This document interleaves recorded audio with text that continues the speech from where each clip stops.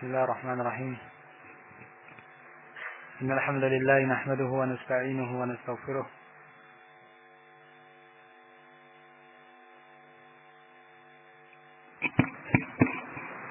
من يهده الله فلا مضل له ومن يضلل فلا هادي له وأشهد أن لا إله إلا الله وحده لا شريك له وأشهد أن محمدا عبده ورسوله يا أيها الذين آمنوا اتقوا الله حق تقاته ولا تموتن إلا وأنتم مسلمون يا أيها الناس اتقوا ربكم الذي خلقكم من نفس واحدة وخلق منها زوجها وبث منهما رجالا كثيرا ونساء واتقوا الله الذي تساءلون به والأرحام إن الله كان عليكم رقيبا يا أيها الذين آمنوا اتقوا الله وقولوا قولا سديدا يصلح لكم أعمالكم ويغفر لكم ذنوبكم ومن يطع الله ورسوله فقد فاز فوزا عظيما.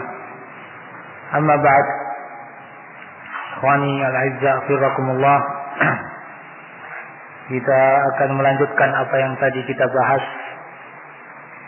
yaitu kita membahas salah satu prinsip dari prinsip-prinsip Islam, yaitu bahwa Nabi Sallallahu Alaihi Wasallam adalah penafsir Al-Quran. Beliau menerangkan Al-Quranul Karim sebagaimana Allah Subhanahu Wa Taala terangkan dalam ayat-ayat yang lalu. Ikhwani rahimakumullah,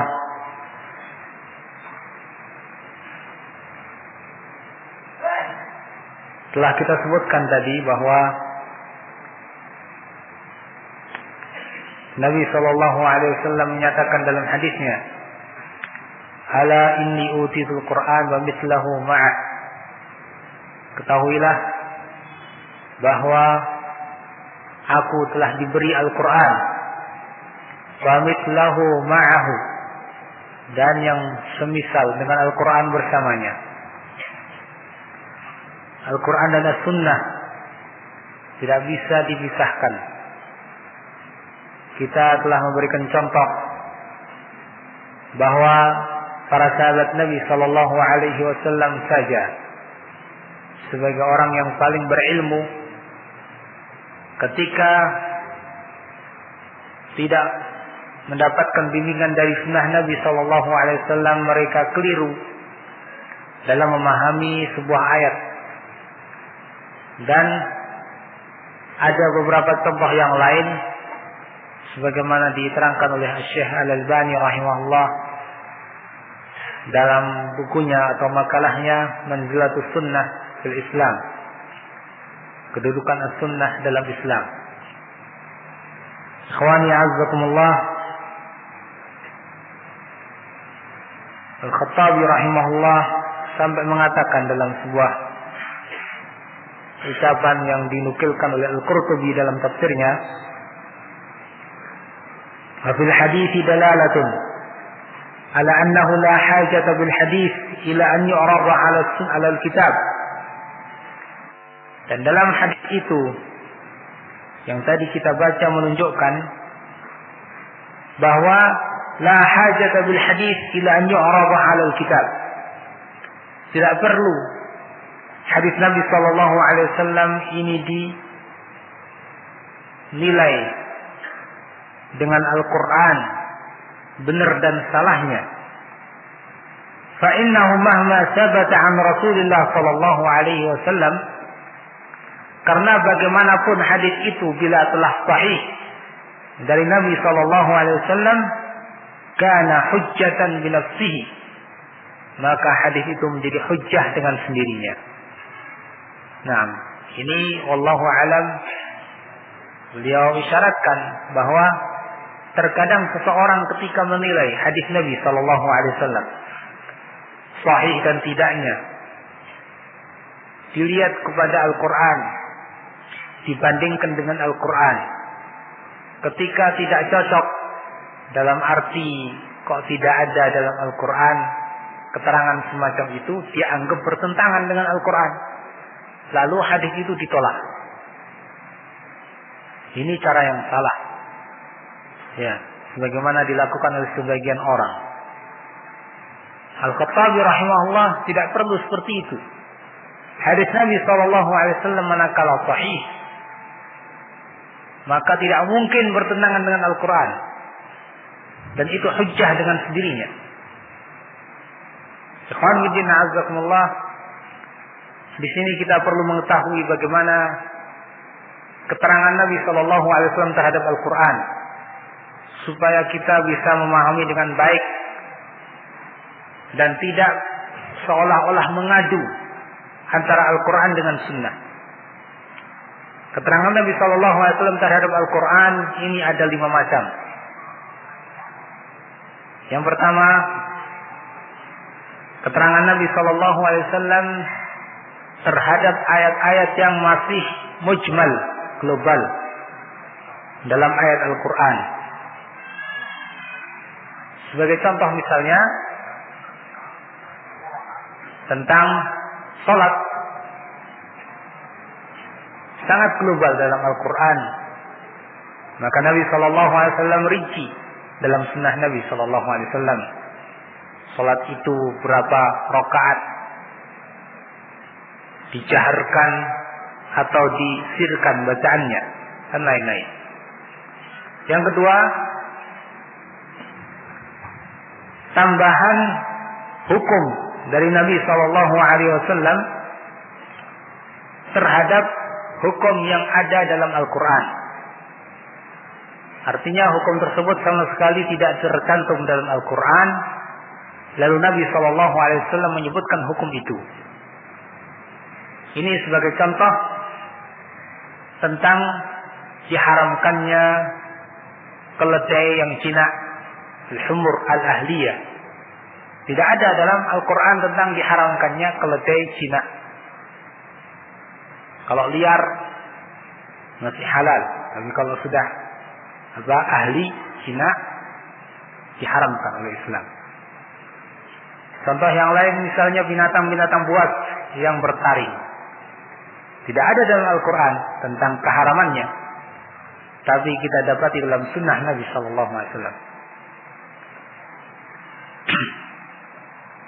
Sebagai contoh, Nabi SAW dalam melanjutan hadisnya yang tadi kita baca, ala inni utitul Quran, kata beliau, ala la yahillu lakum al-shimarul ahli wala kullu dinabin minas siba'. Ketahuilah bahwa tidak halal buat kalian keledai yang sudah jinak, wala kullu dinabin minas siba', juga tidak halal buat kalian setiap binatang buas yang memiliki taring. Ini keterangan Nabi terhadap Al-Quran, ya, di mana Nabi memberikan keterangan tambahan dari apa yang ada dalam Al-Quran. Dan ini sama kedudukannya dengan Al-Quran dari sisi semuanya hujjah, harus kita terima. Nabi SAW menegaskan dalam hadis yang sama pula, ala inna wa inna ma harrama Rasulullah SAW kama harrama Allah. Dan sesungguhnya apa yang diharamkan Rasulullah SAW seperti yang Allah haramkan. Ya, seperti yang Allah haramkan. Harus sama-sama kita terima.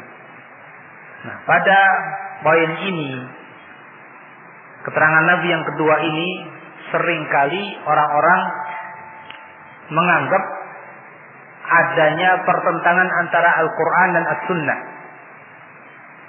Dan mereka punya kaidah, kalau Al-Quran dan As-Sunnah bertentangan, ya harus dimenangkan Al-Quran. Sunnah ditolak karena bertentangan dengan Al-Quran. Nah, ini perlu hati-hati. Ya, mereka dengan kaidah seperti itu akhirnya karena ketidakpahaman atau kekurangpahaman mereka terhadap bentuk keterangan Nabi terhadap Al-Quran, menganggap yang seperti ini bertentangan karena nggak ada dalam Al-Quran, sehingga ditolak. Ini tidak benar. Ini tidak benar. Sekali lagi bahwa Al-Quran menerangkan Nabi SAW membawa syariat dari Allah Subhanahu Wa Taala dan menyuruh kita untuk menerimanya. Wa ma atakumur rasulu fakhudhuh. Dan apa yang datang dibawa oleh Rasul sallallahu alaihi wasallam maka ambillah. Wa ma nahakum anhu fantahu. Dan yang dilarang oleh Rasul maka berhentilah kalian. Makanya Nabi tegaskan, dan apa yang diharamkan oleh Rasulullah seperti yang Allah haramkan. Sama-sama harus diterima. Yang ketiga, keterangan Nabi sallallahu alaihi wasallam yang sama persis dengan apa yang ada dalam Al-Qur'anul Karim. Dan ini ya banyak ya. Kemudian yang keempat, keterangan Nabi sallallahu alaihi wasallam terhadap lafaz-lafaz yang ada dalam Al-Qur'an. Penafsiran kata-kata yang ada dalam Al-Qur'an. Sebagai contoh misalnya Nabi SAW menerangkan kepada kita tentang maksud dari firman Allah Subhanahu wa taala, "Ghairil maghdubi 'alaihim waladhdallin." Kita memohon petunjuk kepada Allah, jalan yang lurus, bukan jalan al-maghdub 'alaihim yang dimurkai oleh Allah, waladhdallin, dan bukan jalan orang-orang yang sesat. Nabi menerangkan siapa yang dimaksud dengan al-maghdub 'alaihim. Bahwa yang dimaksud dengan al-maghdub 'alaihim adalah orang-orang Yahudi yang dimurkai Allah Subhanahu wa taala karena mereka tidak mau mengamalkan kebenaran yang mereka ketahui. Dan Nabi terangkan bahwa yang dimaksud dengan al-dhallin, orang-orang yang sesat, adalah orang-orang Nasrani karena mereka beramal tanpa ilmu. Nah, ini keterangan Nabi sallallahu alaihi wasallam. Yang kelima adalah keterangan dalam bentuk nasakh, penghapusan beberapa hukum dalam Al-Quran. Ya, ada ayat-ayat yang kemudian dihapus hukumnya oleh Nabi Sallallahu Alaihi Wasallam dalam hadisnya. Nah ini juga harus kita imani. Ada beberapa contoh, misalnya dulu dalam Al-Quran ada ayat yang berbunyi tentang dirajamnya seorang yang berzina apabila sudah muhsan. Sekarang tidak ada kita dapati dalam ayat Al-Quran. Tapi walaupun hukumnya masih ada dalam sunnah Nabi, Nabi menghapus. Tentu itu perintah dari Allah Subhanahu wa taala. Dan beberapa ayat yang lain sebagaimana diterangkan oleh para ulama dalam buku An-Nasikh wal Mansukh. Nah, ikhwanu fillah azzakumullah, 5 macam ini bisa kita kaji misalnya dalam kitab-kitab ulumul Quran. Misalnya dalam kitab juga yang khusus menjelaskan masalah ini, yaitu karya As-Suyuti rahimahullah ta'ala, Miftahul Jannah fil I'tisam bis Sunnah, dan juga kitab-kitab yang lain. Nah, jadi ikhwan fillah azakumullah, ketika kita mengetahui bahwa Nabi sallallahu alaihi wasallam diberi tugas oleh Allah Subhanahu wa taala untuk menafsir Al-Qur'an, maka dari itu kita harus selalu rujuk kepada sunnah untuk memahami Al-Quran. Dan tidak bisa kita lepas daripada as-sunnah. Kemudian kita sekarang ingin menengok mereka, komplotan jil itu yang sedang kita bahas. Bagaimana pendapat mereka terhadap sunnah Nabi? Ternyata mereka seperti yang tadi sudah saya katakan, menganggap bahwa sunnah Nabi Sallallahu Alaihi Wasallam ini terkait dengan keadaan di Madinah dulu. Bahkan dengan terang-terangan Ulil Absar Abdullah mengatakan apa? Kalau menurut saya, kalau boleh saya menyebutkan bahwa sumber hukum itu hanya ada 2, Al-Quran dan pengalaman konkret manusia. Sumber hukum ini 2. Jangan dikira 2 itu Al-Quran dan As-Sunnah. Ternyata Al-Quran sama pengalaman manusia. Na'udzubillah min dzalik. Ya. dengan terang-terangan dia tidak menganggap sunnah Nabi Shallallahu Alaihi Wasallam sebagai sumber hukum dalam Islam. Apa yang tersisa kalau tidak ada sunnah?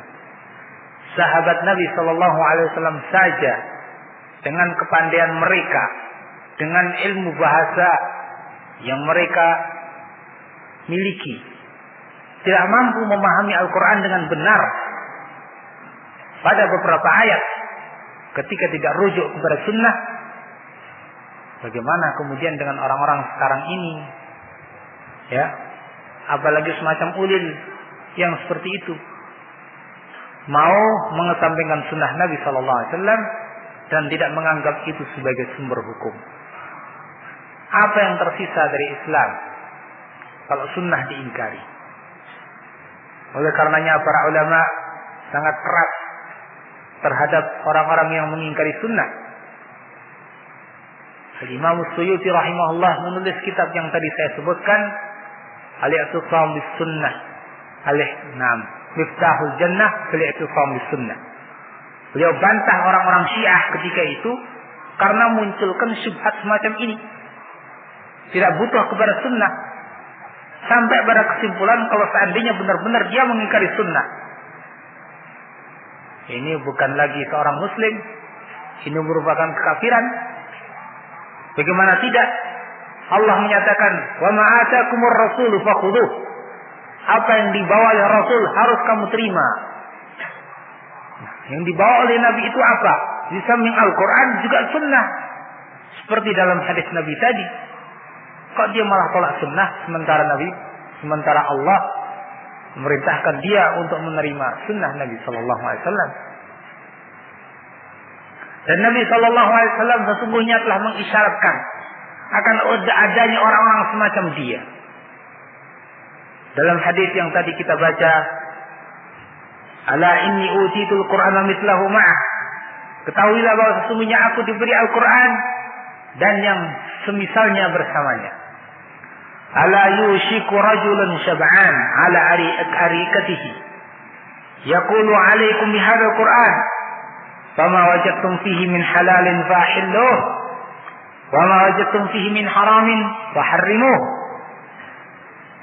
Hampir-hampir akan muncul seseorang, kata Nabi SAW, seorang yang kenyang,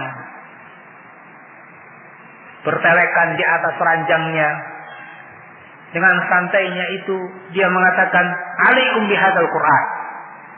Cukup kalian ya memegangi Quran ini saja.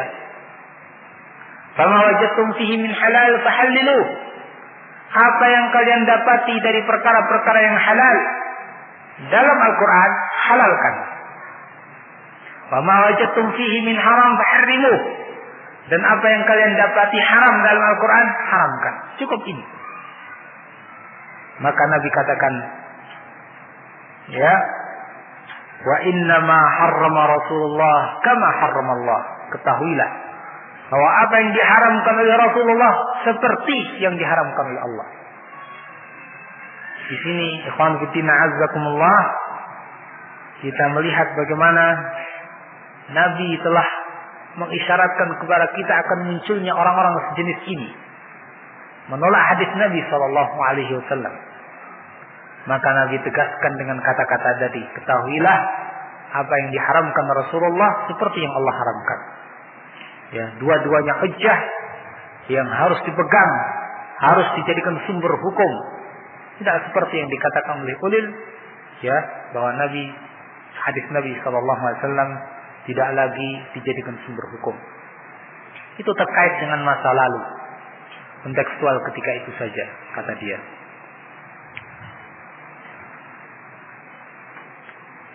Ikhwan fillah azakumullah, Nabi Sallallahu Alaihi Wasallam diutus oleh Allah Subhanahu Wa Taala bukan hanya untuk orang Arab. Nabi Sallallahu Alaihi Wasallam diutus oleh Allah Subhanahu Wa Taala bukan untuk masa itu saja. Nabi Sallallahu Alaihi Wasallam dijadikan oleh Allah sebagai penutup para nabi dan rasul, sehingga risalahnya sampai akhir zaman dan untuk semua orang. Wa ma arsalnaka illa kafatan linnas, dan tidaklah aku utus engkau kecuali untuk manusia seluruhnya. Qul ya ayyuhan nas inni Rasulullah ilaikum jami'an.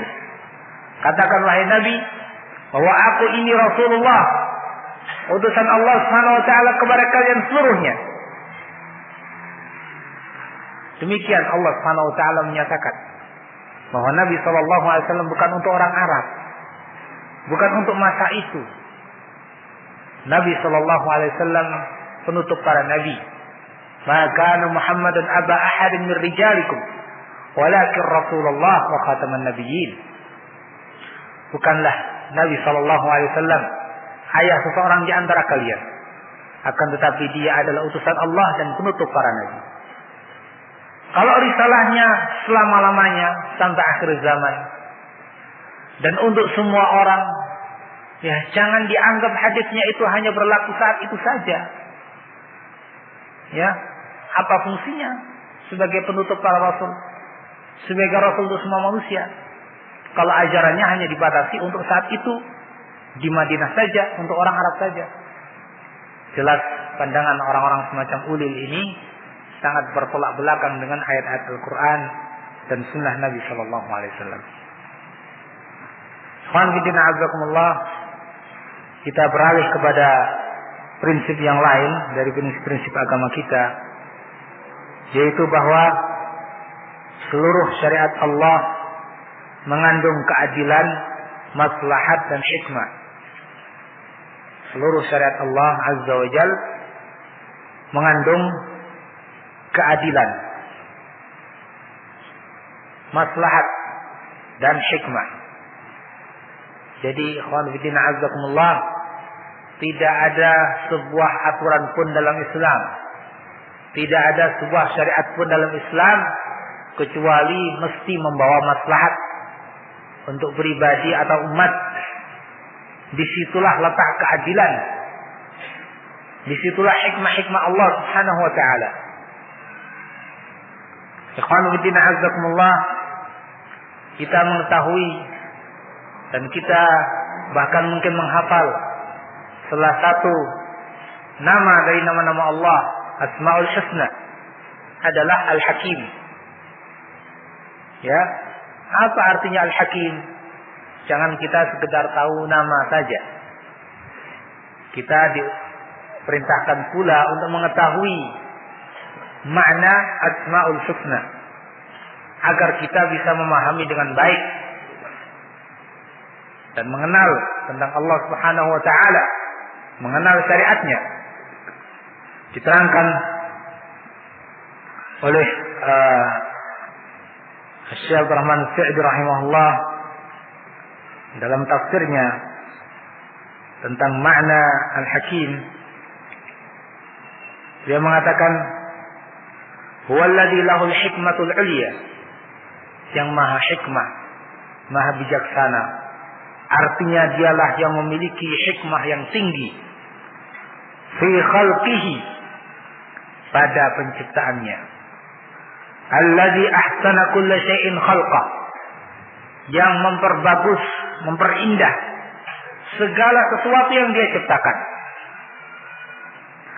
Fala yakhluqu syai'an abadan, sehingga Allah Subhanahu wa taala tidak mungkin menciptakan sesuatu yang sia-sia. Wala yashra'u syai'an sudan, dan Allah Subhanahu wa taala tidak mungkin mensyariatkan sesuatu yang sia-sia. Ya, ini makna Al-Hakim, yang maha hikmah, yaitu yang memiliki hikmah yang tinggi pada penciptaannya sehingga tidak mungkin menciptakan sesuatu yang sia-sia, dan yang maha hikmah dalam syariatnya sehingga tidak mungkin mensyariatkan sesuatu yang sia-sia. Semua penciptaannya dan syariatnya penuh dengan hikmah. Allah Subhanahu wa taala juga menegaskan dalam ayat 115 dari surat Al-An'am, wa tammat kalimatu rabbika sidqan wa adla la mubaddila li kalimatihi wa huwa as-sami'ul 'alim. Wa tammat kalimatu rabbik, dan telah sempurna kalimat Rabbmu, sidqan wa adlan, dengan kejujuran dan keadilan. La mubaddila li kalimati, tiada sesuatu yang menggantikan bi kalimati, kalimat-kalimat Allah. Wa huwa as-sami'ul 'alim, dan ia Maha mendengar lagi Maha mengetahui. Apa arti sidqan wa adlan? Sempurna kalimat Rabbmu dengan kejujuran, kebenaran dan keadilan. Kita melihat di sini tafsir dari seorang tabi'in, Qatadah bin Di'amah As-Sudusi, sebagaimana dinukilkan oleh Ibnu Katsir rahimahullah, artinya sidqan fima qala wa adlan fima hakam. Jujur, benar-benar di dalam ucapannya. Kalimat-kalimat Allah, ucapan-ucapan Allah Subhanahu wa taala benar, tidak mungkin ada yang salah, apalagi dusta. Wa adlan, dan adil fima hakam, pada apa yang Allah putuskan. Hukum-hukum Allah Subhanahu wa taala penuh dengan keadilan. Tidak mungkin ada sedikit pun kezaliman. Nah, dari ayat ini semakin jelas bagi kita. Nah, dan di sini Ibnu Katsir rahimahullah mengatakan pula, sidqan fil akhbar wa adlan fit talab, yakni benar-benar dalam berita-beritanya dan adil dalam permintaan-permintaannya, tuntutan-tuntutannya, hukum-hukumnya. Fa kullu ma akhbara bihi fahaq, la miryata fihi wala syak, wa kullu ma amara bihi fa huwa al-adl. Sehingga segala apa yang Allah perintahkan itu mesti benar, apa yang Allah beritakan itu mesti benar, tiada keraguan padanya. Dan segala apa yang Allah perintahkan fa huwa al-adl, maka itulah keadilan. La adla siwahu, tiada keadilan selain itu. Wa kullu ma nahaa anhu fa batil, dan semua yang Allah larang mesti itu batil. Wa innahu la yanha illa an mafsadah, karena Allah Subhanahu wa taala tidak melarang sesuatu kecuali karena ada kerusakan pada sesuatu tadi. Demikian indah syariat Islam. Kita ini tinggal mengamalkan saja. Kita percaya sepenuhnya apa yang Allah syariatkan mesti membawa maslahat, tidak mungkin membawa kerusakan. Tinggal kita mengamalkan saja. Ya. Ikhwan fillah azzakumullah, para ulama rahimahumullah menerangkan pula bahwa untuk memahami masalah ini kita perlu melihat kepada 4 perkara. Yang pertama, bahwa syariat ini terbangun di atas prinsip mewujudkan maslahat dan menghindarkan dari madarat, kerusakan, baik di dunia maupun di akhirat. Ini prinsip hukum-hukum Islam. Hukum Islam terbangun di atas prinsip ini, bahwa mesti Islam ketika mensyariatkan sesuatu demi mewujudkan maslahat yang murni atau maslahat yang lebih besar, dan dalam rangka menghindarkan mafsadah, kerusakan yang murni atau kerusakan yang lebih besar. Ini yang pertama. Itu harus kita ketahui dalam segala syariatnya. Sampai perkara-perkara yang dipandang oleh orang sepele itu mesti terbangun di atas ini. Dan itu sebetulnya tidak sepele. Nah, yang kedua, bahwa syariat Islam ini tidak pernah mengesampingkan suatu maslahat apapun sama sekali. Maka tiada suatu kebaikan pun kecuali Nabi mesti pernah menganjurkannya. Apakah anjuran yang secara langsung atau anjuran yang bersifat umum.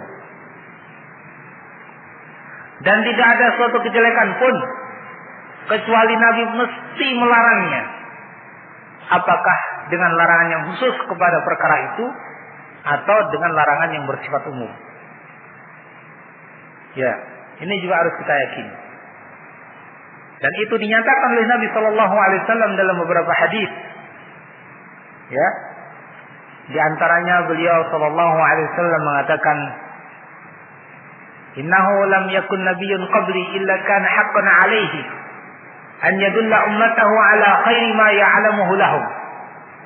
Tidaklah seorang nabi pun sebelumku kecuali wajib baginya untuk menerangkan kepada manusia kebaikan apa yang mereka ketahui. Wa yunzirahum syarra ma ya'lamuhu lahum, dan memperingatkan kepada mereka kejelekan apa yang mereka ketahui. Para nabi seperti ini, dan tentu Nabi Muhammad SAW. Tidak ada suatu kebaikan pun yang mereka ketahui kecuali mesti telah diberitahukan kepada umatnya. Ini jalan yang baik. Dan tidak ada kejelekan apapun yang mereka ketahui kecuali mesti mereka telah peringatkan umatnya darinya. Beliau juga mengatakan, tidaklah sesuatu yang mendekatkan kepada jannah kecuali aku telah terangkan kepada kalian. Dan tidaklah ada sesuatu yang menjauhkan kalian dari neraka kecuali aku juga telah terangkan kepada kalian. Semua pintu-pintu kebaikan telah diterangkan oleh Nabi Shallallahu Alaihi Wasallam. Tidak pernah mengesampingkan sesuatu pun. Sekali lagi, baik secara langsung atau dengan anjuran-anjuran yang bersifat umum. Ikhwan fillah azakumullah. Kemudian yang ketiga,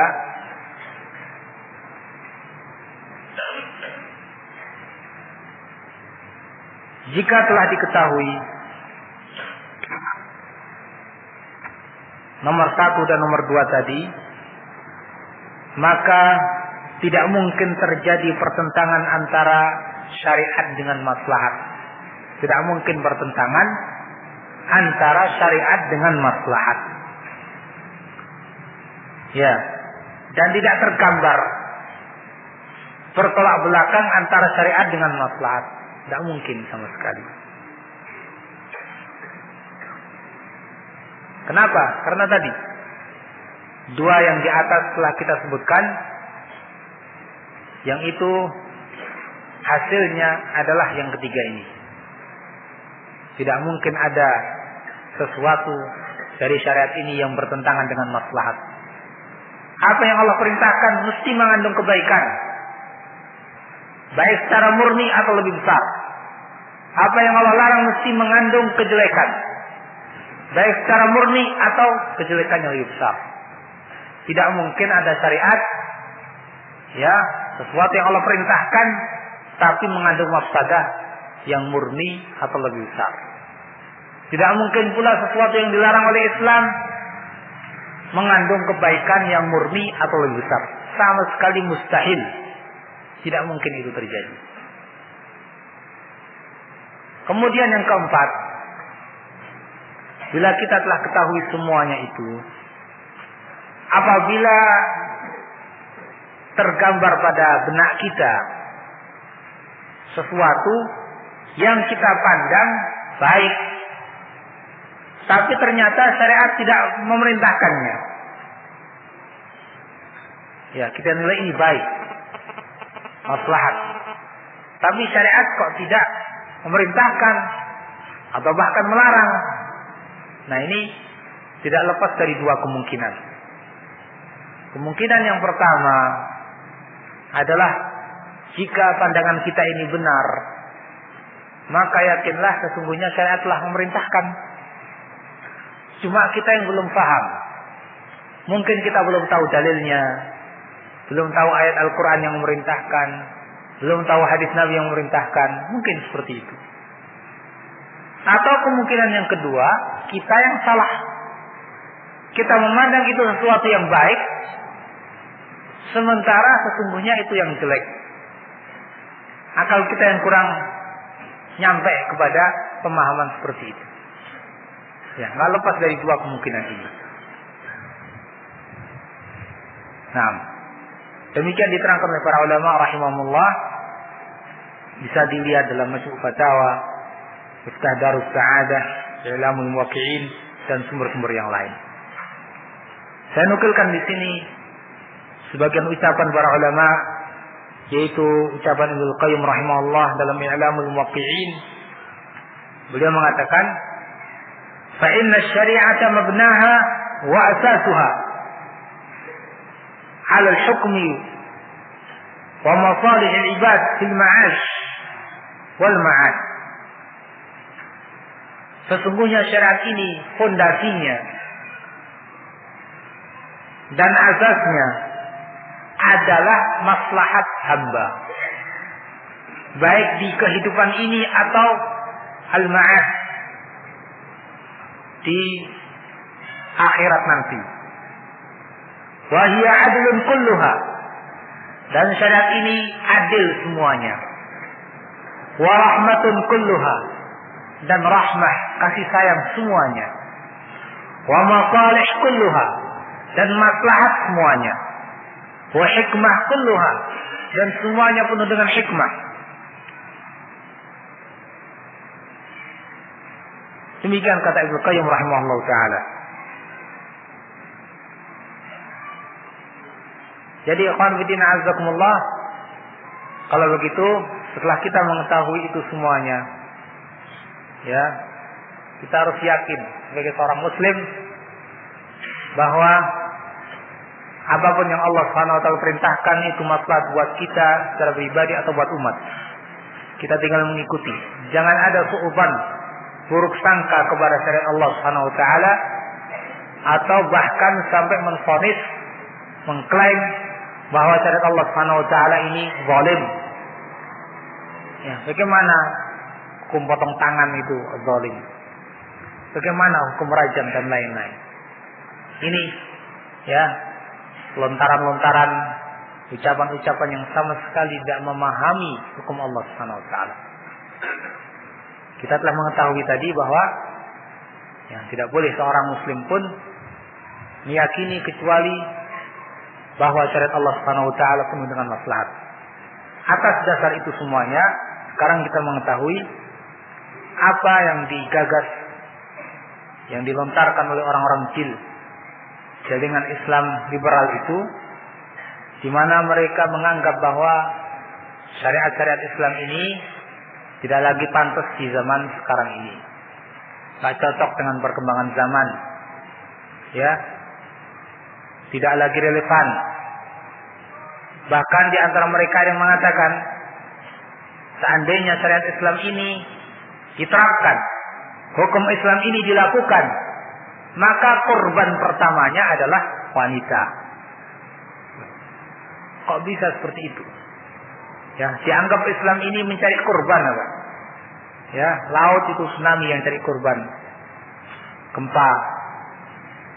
Tapi Islam dianggap ya zalim, dianggap wanita terzalimi oleh Islam dengan diamalkannya syariat Islam. Ini ucapan mereka, orang-orang liberal itu, sehingga menolak hukum-hukum Islam banyak. Dan rupanya ini yakni dari dulu orang-orang yang tidak suka dengan hukum Islam sejak zaman dahulu, tidak mau, bahkan menganggap zalim hukum-hukum had, orang kafir, murtad dalam Islam harus dibunuh. Dan ini tapi dilaksanakan bukan oleh perorangan, ya, pemerintah muslim yang melaksanakannya, ditentang oleh mereka. Pencuri dengan persyaratan-persyaratan yang ada, hukumannya potong tangannya. Seorang yang membunuh harus diqisas. Semuanya itu ditolak oleh mereka, dianggap zalim, wahsy. Kata mereka dalam bahasa Arab wahsy, yakni apa? Mungkin bahasa kita sangar atau bagaimana, kata-kata yang semakna dengan itu. Ya, tidak pantas sama sekali. Kalau mereka memikirkan, mestinya mereka gunakan akal pikiran mereka untuk memikirkan maslahat-maslahat yang ada dalam syariat itu. Jangan mereka gunakan akal pikiran mereka untuk menolak syariat. Salah. Ya. Coba lihat Allah Subhanahu wa taala mengatakan walakum fil qisasi hayah ya ulil albab. Dan bagi kalian dalam hukum qisas itu ada kehidupan. Wahai orang-orang yang berakal. Ya ulil albab. Ya, ulil absar. Orang yang benar-benar memiliki albab pikiran. Yang memiliki pandangan benar-benar. Bukan ulil absar yang itu. Pikirkan. Allah mengatakan bahwa dalam kehidupan, dalam qisas ada kehidupan. Benar. Seorang yang membunuh. Diterangkan oleh para ulama, diantaranya oleh Asy-Shinqiti rahimahullah dalam kitab tafsirnya Adwa'ul Bayan. Seorang yang membunuh maka dihukum qisas. Nah, dengan hukuman yang kejam menurut mereka, tapi sebetulnya bukan kejam. Hukuman yang keras. Begitu mungkin bahasa yang tepat, yang keras terhadap orang yang membunuh. Ini mereka akhirnya ketika mau membunuh mikir-mikir, wah nggak jadi. Kalau saya membunuh, saya pun akan dibunuh. Akhirnya selamat. Soalnya kalau dia membunuh, dua yang akhirnya mati. Kalau dia ingat hukum Allah, nggak jadi membunuh, dua yang selamat. Ini yang berkaitan dengan kasus pembunuhan, yang langsung berkaitan dengan kasus pembunuhan tadi. Orang lain, ya, orang lain juga seperti itu. Ketika melihat hukum yang seperti itu, juga mengambil pelajaran. Kalau saya membunuh juga, saya nasibnya seperti itu nanti. Akhirnya dengan hukum yang seperti itu, jiwa muslimin terjaga. Tidak sembarangan orang menumpahkan darah. Zaman sekarang, antum mungkin lebih mengetahui, kalian lebih mengetahui berapa yakni rata-rata pembunuhan per harinya atau per minggunya di negeri kita misalnya. Atau di Amerika sana yang katanya sudah maju. Coba lihat pembunuhan di negara mereka. Hitung. Kita bandingkan kalau mau jujur, ya, bagi orang yang memandang dengan jujur negara Saudi Arabia. Yang mau jujur tanpa ada sentimen dengan Saudi Arabia. Mereka menerapkan hukum qisas ini. Coba hitung berapa angka pembunuhan di sana. Sangat sedikit sekali. Sangat sedikit sekali. Kalau saya ketika di sana misalnya mendengar berita qisas itu, barangkali kalau di rata-rata, barangkali perkiraan saya saja mungkin sebulan sekali. Ya. Dan itu pun mungkin membunuhnya bukan tiap bulan ada pembunuhan, dulu-dulu mungkin. Jadi proses sekian lama baru. Ya, ini sangat sedikit sekali angka pembunuhan di sana. Di Amerika barangkali bukan lagi setiap hari mungkin. Mungkin hitungannya per jam atau per menit. Coba kita lihat. Kalau kita mau menggunakan akal kita, ya, pada tempatnya, kita pikirkan hukum-hukum Allah Subhanahu wa taala itu hikmahnya. Kita akan dapati hikmah seperti itu. Tapi orang-orang ini justru menggunakan akal mereka, ya, untuk menentang hukum-hukum Allah Subhanahu wa taala. Dianggap zalim, tidak ada maslahatnya, tidak cocok untuk zaman ini dan lain-lain. Maka perlu kita renungi firman Allah Subhanahu wa taala dalam surat Al-Baqarah ayat yang ke-140. Kita katakan kepada orang-orang yang sejenis mereka, "Qul a'antum a'lamu amillah?" Apakah kalian lebih tahu atau Allah? Ya. Kalian lebih tahu atau Allah Subhanahu wa taala? Kalau kita sebagai seorang muslim tanpa ada keraguan kita katakan Allah a'lam. Tentu lebih tahu dan tiada bandingannya. Sehingga kita pasrahkan kepada Allah Subhanahu wa taala dan kita mengamalkan syariat Allah Subhanahu wa taala, ya, dengan penuh keyakinan bahwa semuanya membawa maslahat tanpa ada keraguan sama sekali. Ikhwan fillah azakumullah. Itu beberapa prinsip-prinsip yang mungkin bisa kita kaji pada kesempatan ini. Sebetulnya di sana ada prinsip-prinsip Islam yang lain yang juga sangat perlu kita ketahui, namun karena keterbatasan waktu daurah ini, maka kita ambil yang kira-kira sangat perlu untuk disebutkan. Dan bila kita perhatikan masing-masing dari apa yang kita sebut tadi, maka ternyata setiap darinya telah ditentang oleh komplotan jil tadi. Dari prinsip yang pertama sampai yang terakhir kita sebut ini, semuanya telah ditentang oleh jil, jaringan Islam liberal. Kalau begitu mereka ini ingin memperjuangkan Islam atau merobohkan Islam? Jelas mau merobohkan Islam. Yang mereka serang bukan perkara-perkara yang sifatnya hanya mungkin perkara ibadah atau akhlak. Ternyata sampai pada prinsip-prinsip akidah. Mulai masalah uluhiyah, tauhid uluhiyah, mereka serang. Keimanan kepada Al-Quran, mereka serang. Keimanan kepada Nabi Sallallahu Alaihi Wasallam, mereka serang. Menurut ulul absar abdalah, Nabi itu seorang tokoh historis, ya, yang harus dikritik juga, dilihat benar apa salah, ditimbang seperti menimbang manusia yang lain. Na'udzubillah min dzalik. Jadi prinsip-prinsip iman ini telah mereka serang untuk mereka robohkan. Rukun iman yang 6, seorang muslim harus meyakininya dengan penuh kemantapan. Seandainya satu saja mereka tidak yakini, maka bukan lagi disebut orang yang beriman. Iman dengan takdir misalnya, sebagai contoh. Dulu di masa akhir-akhir para sahabat Nabi Sallallahu Alaihi Wasallam di Irak, tepatnya di daerah Basrah, muncul orang-orang Qadariyah yang mengingkari takdir. Dimunculkan ini pemikiran oleh Ma'bad al-Juhani. Maka dua orang tabi'in dari sana datang untuk melakukan haji atau umrah dengan niat juga ingin melaporkan kejadian ini kepada para sahabat Nabi. Allah Subhanahu wa taala berikan mereka taufik untuk bertemu dengan Abdullah bin Umar radhiyallahu anhuma.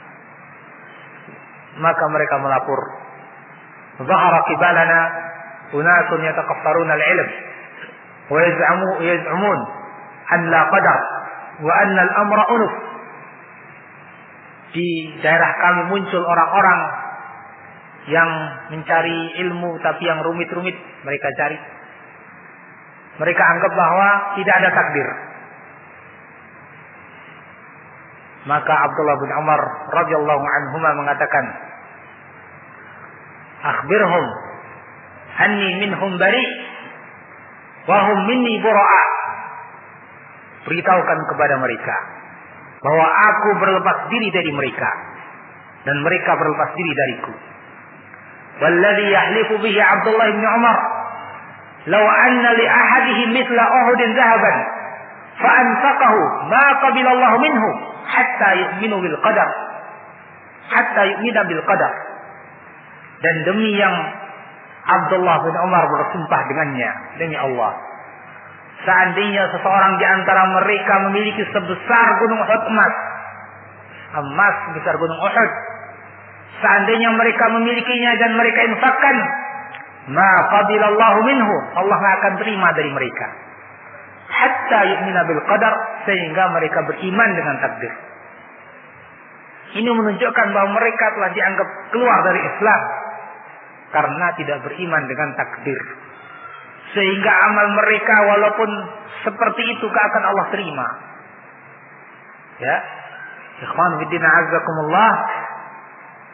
Kalau seperti ini keadaannya, berarti siapapun dari muslimin yang mengaku Islam lalu tidak beriman dengan satu saja dari perkara-perkara iman dengan rukun iman, maka tidak lagi dianggap sebagai seorang mukmin. Nah, komplotan jil ini, terutama ulil absar Abdallah dan juga yang lain, hampir semuanya sama. Dari perkara uluhiyah, ketuhanan mereka serang, iman kepada Allah mereka serang. Semua tadi yang maha benar tadi, ya, iman kepada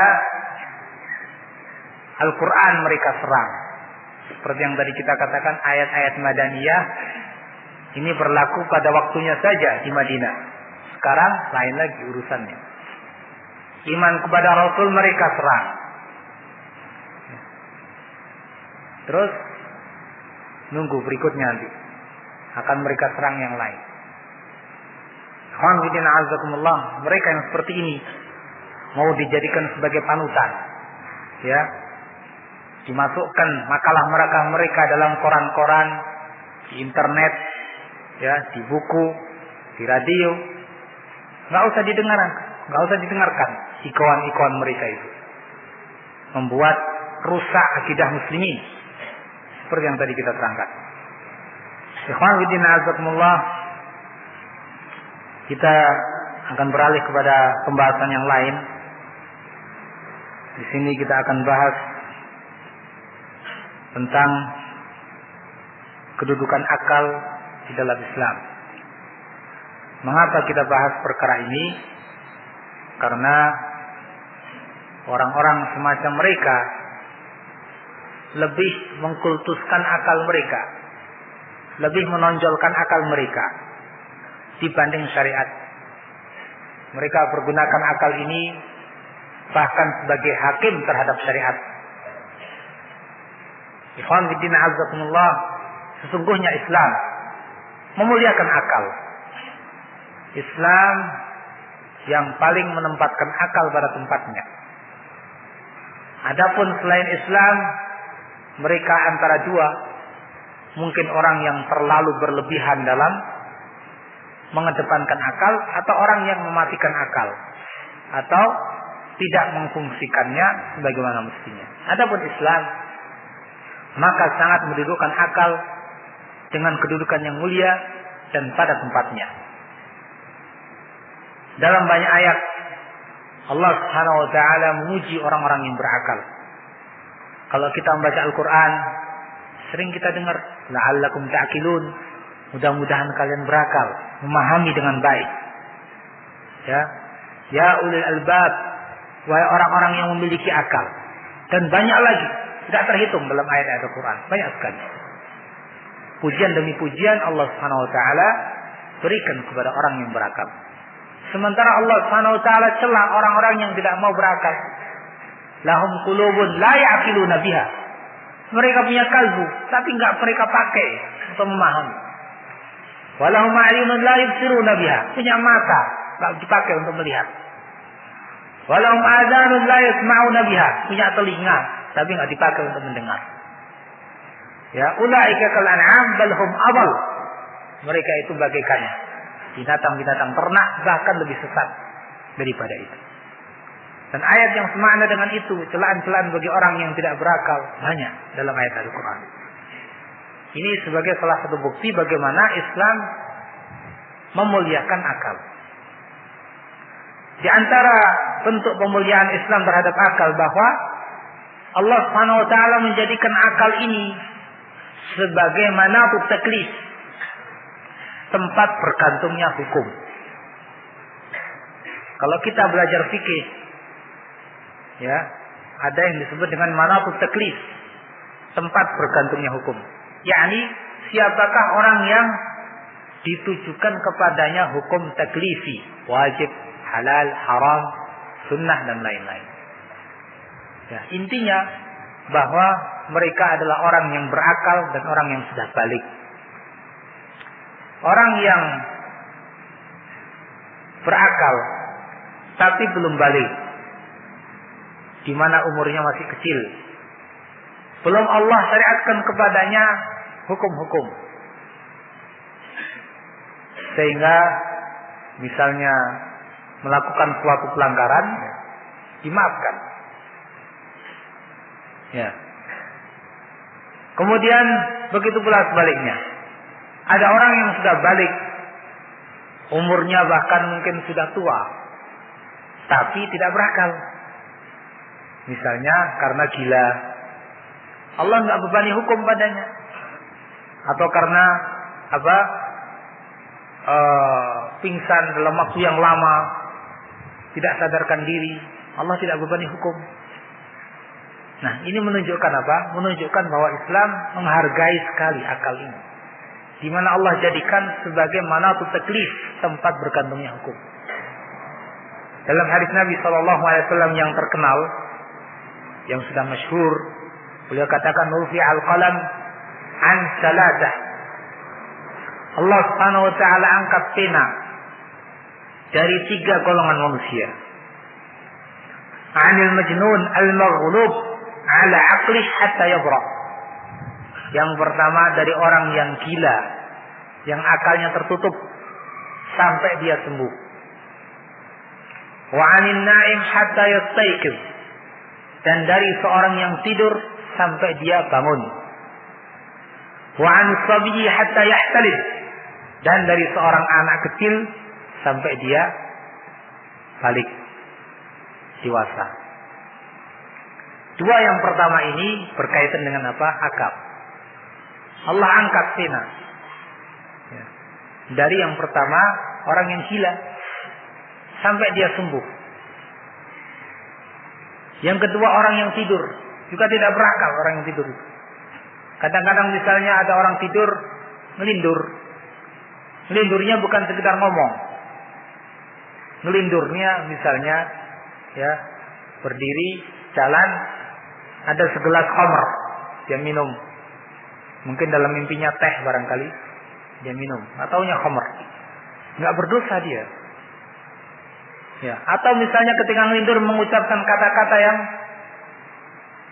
maksiat, dia tidak terkena dosa karena tidak berakal ketika itu.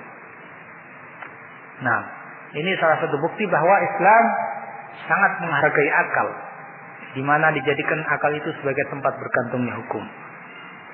Yang kedua, di antara bentuk pemuliaan Islam terhadap akal, bahwa akal termasuk 5, salah satu dari 5 yang harus dijaga, atau dengan istilah daruriyat ad-din, perkara yang sangat dijaga oleh agama ini. Ada 5 hal agama. Yang pertama, kemudian akal, kemudian harta, kemudian jiwa, kemudian kehormatan. Ini 5 hal, ya. Agama, akal, harta, jiwa, dan kehormatan. Islam ini sangat menjaga 5 hal ini. Sangat dijaga benar-benar. Kalau kita perhatikan syariat Islam, yang menjaga 5 perkara ini. Termasuk seperti yang kita sebut tadi, akal. Sangat dijaga dalam Islam. Apa di antara bentuk penjagaan Islam, pemeliharaan Islam terhadap akal? Di antaranya Allah Subhanahu wa taala mengharamkan khamr. Pengharaman khamr itu di antara hikmahnya untuk menjaga akal supaya tidak rusak. Khamr, kalau kita lihat dari sisi bahasanya, ya, kata khamara itu artinya menutup. Jadi kata khamr itu menurut para ulama, kullu ma khamara al-aql, segala sesuatu yang menutup akal. Ini namanya khamr. Yani dalam hadis Nabi diterangkan lebih jelas, kullu muskirin khamrun wa kullu khamrin haram. Setiap sesuatu yang muskir, yang memabukkan itu khamr, dan setiap khamr itu haram. Mau dinamakan apa sekarang banyak sekali nama-namanya, saya tidak tahu.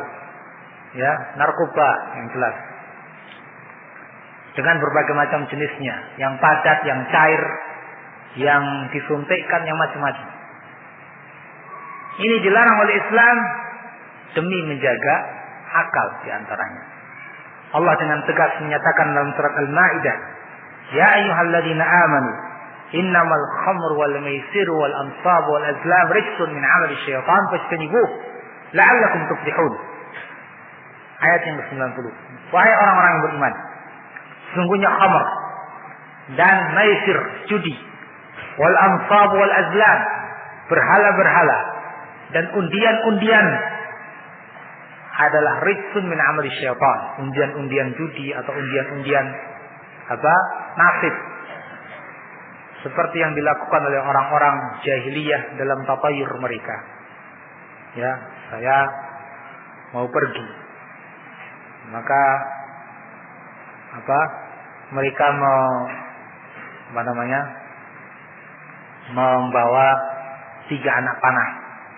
Yang satu misalnya ditulis pergi, yang satu tulis tidak, yang satu kosong. Mereka ambil atau mereka jatuhkan bagaimana? Yang jelas kalau yang didapati itu yang kata-kata pergi, oh berarti saya harus pergi. Nah, ini menguntungkan kepergian saya. Kalau yang mereka dapati, oh tidak, jangan pergi. Kalau saya pergi ini celaka ini. Kalau yang mereka dapati kosong, wah ini sekali lagi kita undi. Ini adat jahiliyah seperti ini. Semuanya itu rijsun min 'amali syaitan, adalah najis, termasuk perbuatan syaitan. Fajtanibuh la'allakum tuflihun, maka jauhilah oleh kalian, mudah-mudahan kalian mendapatkan keberuntungan.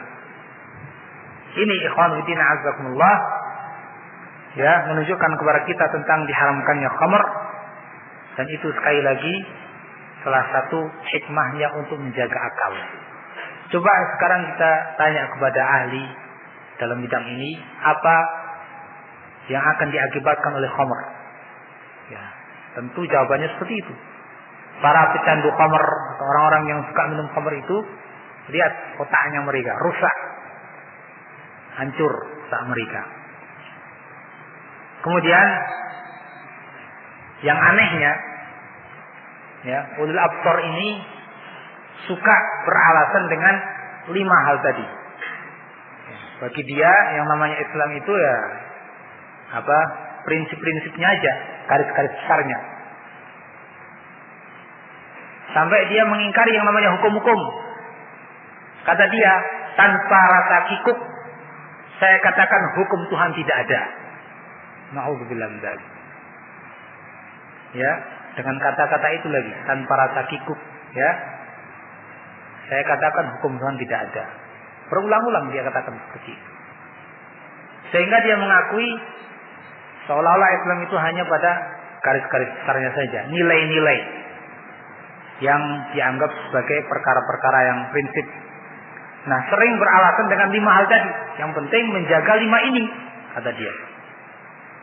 Tapi anehnya, ya, ini menunjukkan kebatilan dia, kedustaan omongan dia. Dia justru mengatakan apa? Fokda itu, ya, saya juga nggak tahu seperti apa fokda itu. Ya, katanya minuman bir, al-muhim khamar. Ya, apapun namanya, mau fokda, mau ini, mau itu, kata dia ini bisa jadi halal di Rusia. Kenapa? Karena di sana hawanya dingin, perlu penghangat. Jadi bisa jadi halal ini untuk menghangatkan. Ini omongan si Ulil tadi. Ya. Dia beralasan menjaga 5 hal yang dijaga oleh Islam, tapi ternyata malah mau menghalalkan atau mengatakan seperti tadi, bisa jadi fokda itu halal. Ini mau menjaga atau mau merusak? Islam mengharamkan khamr demi menjaga akal, malah dia mau menghalalkannya.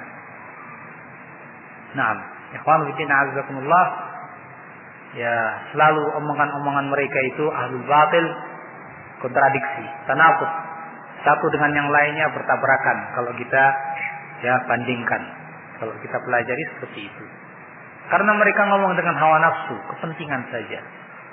Ya, apa nggak ada jahe apa di sana? Nggak bisa ngimpor jahe, sehingga perlu penghangat apa? Khamr, merusak. Na'udzubillah min dzalik.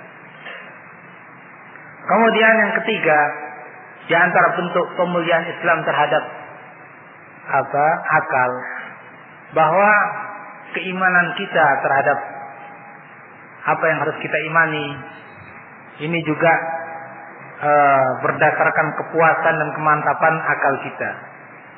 Yakni Islam menerangkan kepada kita dengan keterangan-keterangan yang jelas, sehingga kita ini mendapati apa yang harus kita imani dengan mantap.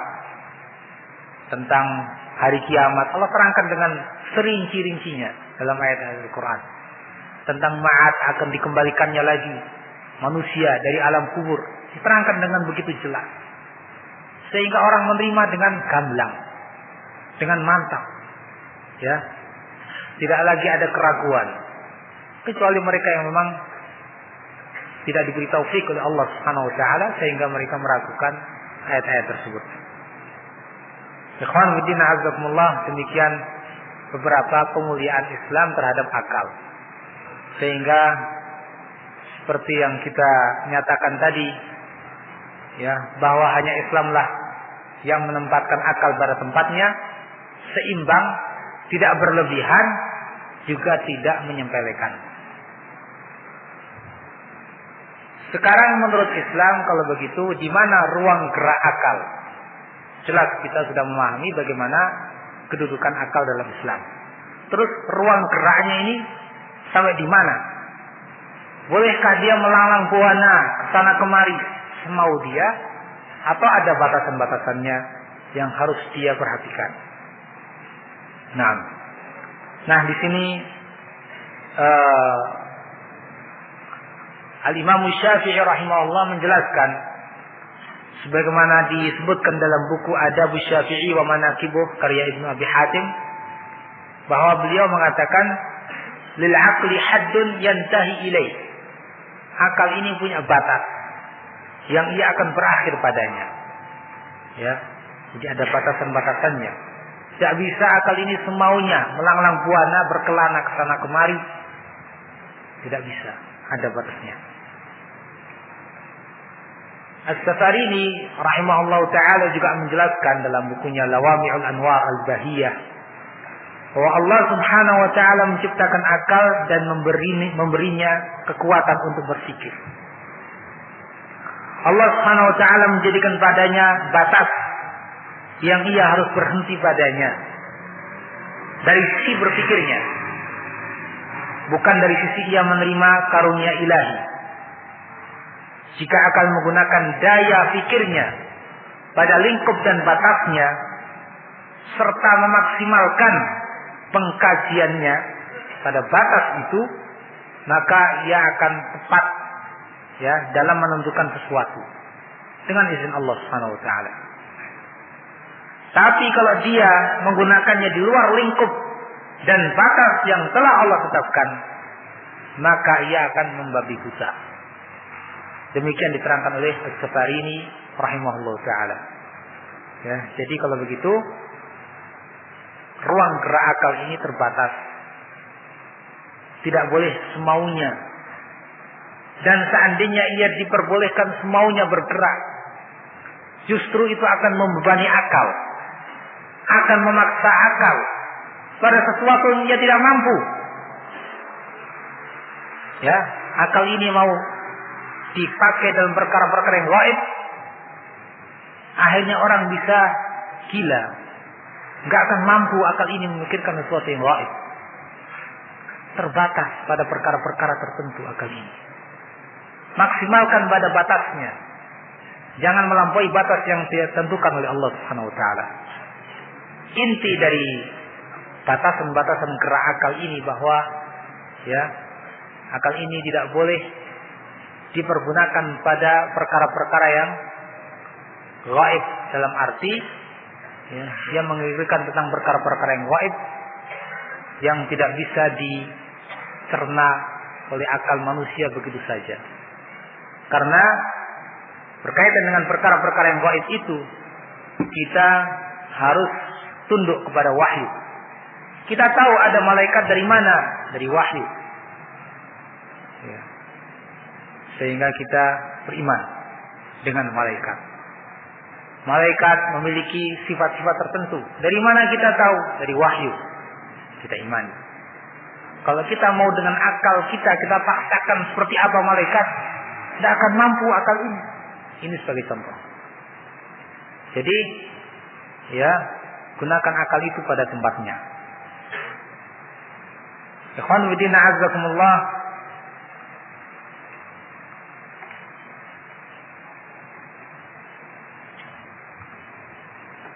Akal yang terpuji dalam Islam, ya, adalah akal yang sesuai dengan syariat, yang mendukung syariat. Ketika apa yang Allah tentukan dari hukum-hukum, apakah itu wajib atau haram, dia pikirkan dengan akalnya, dia dukung syariat itu. Benar Allah mengharamkan khamr karena begini. Benar Allah Subhanahu wa taala menghalalkan jual beli karena begini dan begini. Nah, akal yang mendukung syariat seiring sejalan dengan syariat itu akal yang terpuji.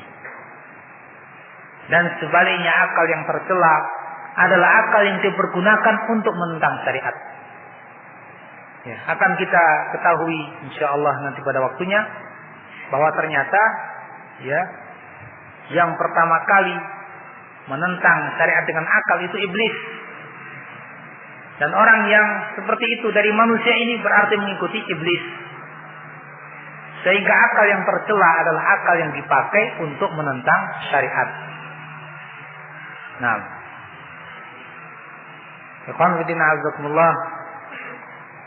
Nampaknya waktu sudah hampir habis ya. Berapa sekarang?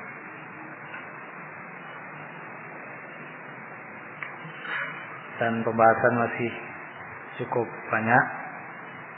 Insyaallah kita lanjutkan pada kesempatan yang lain. Ya, supaya tidak nanggung. Wallahu taala a'lam bissawab. Subhanakallahumma wa bihamdika asyhadu an la ilaha illa anta astaghfiruka wa atubu ilaik. Alhamdulillahirabbil alamin. Wassallallahu ala Muhammad. Assalamualaikum warahmatullahi wabarakatuh.